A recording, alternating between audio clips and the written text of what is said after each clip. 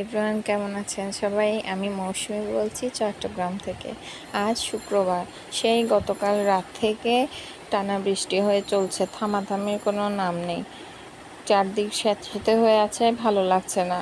তার মধ্যেই বড় আবদার করে বসলো যে আজকে লেটা খিচুড়ি খাবে। আজকে এমনিতেই শুক্রবার, আর শুক্রবারে আমরা নিরামিষ খাই। তো চলে আসলাম নিরামিষ খিচুড়ি বানাতে। লেটা খিচুড়ি যেহেতু বানাবো, তো সেটার জন্য আমি ডাল আর চাল ভালো করে ধুয়ে জল ছাড়িয়ে নিয়েছি। তার উপরে নতুন প্রবলেম যেটা হয়েছে, গ্যাস নেই। তো ভাগ্য ভালো, আমাদের একটা সিলিন্ডার গ্যাস ছিল, ওটাতেই আমি রান্না বসিয়ে দিয়েছি। তো প্রথমে চাল ডালগুলো জলে দিয়ে দেওয়ার পরে বলক আসলে জলের উপর থেকে ফেনাগুলো নিয়ে নিলাম। তারপরে তেজপাতা দিয়ে দিলাম। এরপরে পরিমাণ মতো লবণ, হলুদ গুঁড়ো আর জিরের গুঁড়ো দিয়ে ভালো করে নেড়ে চেড়ে তারপরে আমি কিছুক্ষণ চাপিয়ে রাখবো। কিছুক্ষণ ঢাকনা দিয়ে রাখার পর যখন বলক আসতে থাকবে, তারপরে আমি ভালোভাবে এটা নাড়িয়ে আমি কী করবো, একটা ডাল ঘুটুন দিয়ে ঘুটে দিই। এটা আমি সাধারণত খিচুড়ি রান্না করলে করি, যাতে ডাল আর চালগুলো একটু ভেঙে যায়।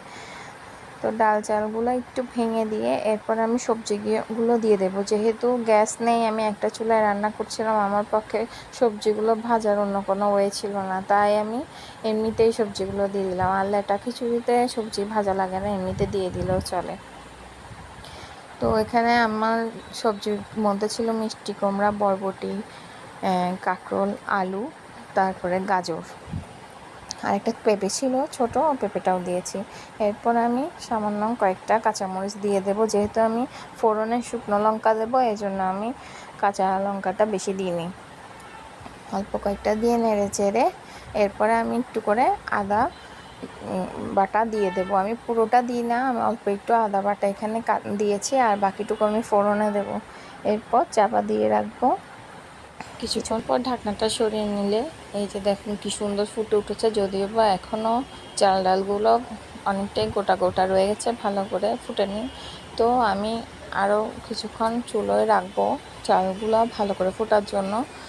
তো ভালো, কারণ চালগুলো যদি লেটা খিচুড়িতে ভালো করে না ফুটে তাহলে খিচুড়িটা মজার হয় না।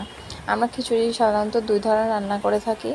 এই লেটা খিচুড়ি পাতলা করে, আর একটা হচ্ছে ভুনা খিচুড়ি। ভুনা খিচুড়িটা আমার মাংস ছাড়া ভালো লাগে না। তারপর আমি এবার ফোড়নের জন্য কড়াই বসিয়ে দিলাম। খিচুড়ি যেহেতু হয়ে গেছে, আমি ফোড়নটা দিয়ে দেব। এখানে আমি তেলে 5 ফোড়ন, তারপরে